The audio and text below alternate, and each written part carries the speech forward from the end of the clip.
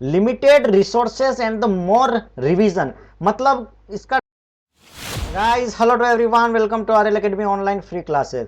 सो आज हम बात करने वाले that is about the dos and don'ts for the UPSC civil service examination 2022-3। तो इसमें कह रहा है कि best book list for UPSC civil service exam 2023। इसको डिस्कस करने से पहले मैं डूज एंड डोंट्स बता दूं, इसके बाद ही आप किसी एग्जाम की तैयारी करना स्टार्ट कीजिए, इसी के बाद आप यूपीएससी की तैयारी स्टार्ट कीजिए। तो डूज कहता है कि limited resources plus more revision is necessary. Limited resources and the more revision, मतलब इसका डायरेक्ट इनडायरेक्टली अगर मतलब बताऊं तो कह रहा है कि लिमिटेड बुक्स रखनी है। ठीक है, किसी भी सब्जेक्ट की एक ऑथेंटिक बुक होती है, उसी बुक्स को आपको मल्टीपल रिवीजन करना, बार बार पढ़ना, ताकि आपको एक एक लाइन याद हो जाए, आपके दिमाग में वो चीजें स्ट्राइक करने लग जाए। ठीक है, आपको ज्यादा मटेरियल कलेक्शन नहीं करना है। ठीक है, लिमिटेड रिसोर्सेज को आपको कंटिन्यूसली रिवाइज करना है।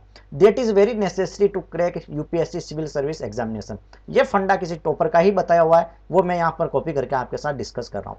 सेकंड कह रहा है कि डोंट्स, क्या चीजें हमें नहीं करनी। ये कह रहा है कि 3 हावर फॉर न्यूज़पेपर, 3 से 4 घंटे अगर आप newspaper, the Hindu, the Indian express, इनको पढ़ने लग जाओ तो फिर हो गए बेड़ा पार, क्योंकि ये टाइम कंज्यूमिंग है। ठीक है, 1 घंटा पढ़िए, आपको मोस्ट इंपोर्टेंट हेडिंग को अपने नोट्स में एंटर कीजिए, बहुत इंपॉर्टेंट वर्ड होंगे उनको पढ़ लीजिए, that is more than sufficient है। क्लियर है?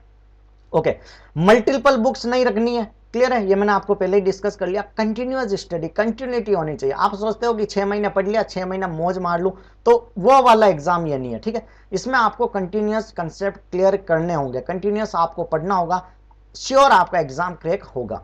फिर आता है नॉट रेफरिंग रेफरेंस बुक। बहुत सारे स्टूडेंट क्या करते हैं कि जो रेफरेंस बुक होते हैं उनकी प्रीफर ही नहीं करते, रेफरेंस बुक की कोई इज्जत ही नहीं करता। और अगर आप रेफरेंस बुक नहीं पढ़ोगे तो गारंटी लिखवा के ले लीजिए, आपका एग्जाम क्रैक नहीं होगा। ठीक है, कोचिंग मटेरियल आप पढ़िए, लेकिन साथ में रेफरेंस बुक जरूर रखिए। ठीक है, और फिर बात आती है that is about the NCERT की 6 to 12। कोई बोलता है 6 to 12 पढ़िए, कोई बोलता है 9, 10, 11, 12 इज मोर देन सफिशिएंट। और ज्योग्राफी के तो लिए इवन 11, 12 की एनसीईआरटी पढ़ लो ना, मोर देन सफिशिएंट है। तो 6 से किसको पढ़ना चाहिए, ध्यान से सुनना।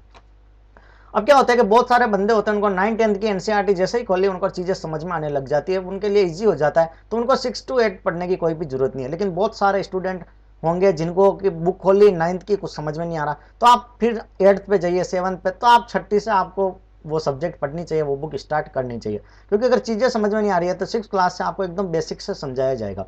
जैसे 2 का पारा किसी बच्चे को पढ़ाने से पहले 1 से 10 की गिनती याद करवाई जाती है, सेम वही पंडा आपका 6 से स्टार्ट हो जाएगा, अगर वो सब्जेक्ट के बारे में आप कुछ भी नहीं जानते हो। ठीक है, तो आई थिंक आपको डूज और डोंट्स क्या होने चाहिए सिविल सर्विस एग्जाम की तैयारी करने में आपके क्लैरिफाई हो गए होंगे।